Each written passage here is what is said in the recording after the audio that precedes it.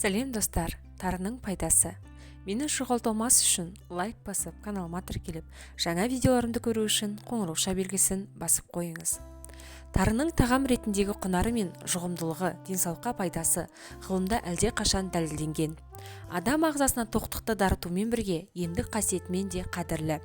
Ол адамға күш-қуат береді, бауырдың жұмысын жақсартады, қан қысымын реттейді және ішек-қарын жұмысын жақсартады.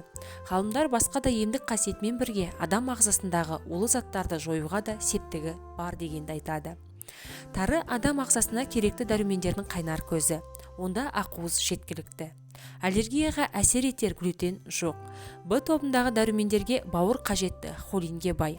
Сүйекке, жүрекке, иммунитетті көтеруге керек магний мен фосфор, калий, цинк өте көп. Онда көз жанарының бұзылуына әсер етерлік заттардың әрекетінен тежейтін антиоксиданттар да бар. Өт қабы мен өт жолдарына да пайдасы бар.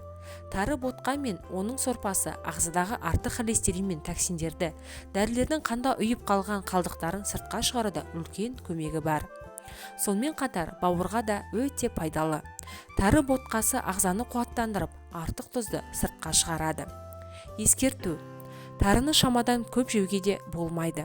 Қалқанша безі жұмысына әсер етіп, гормондарды түзу қызметіне төмендеуі мүмкін.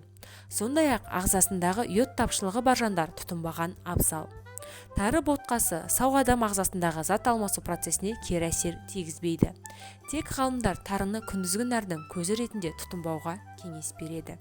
Сондай-ақ гастритке шалдыққанда жеуге болмайды.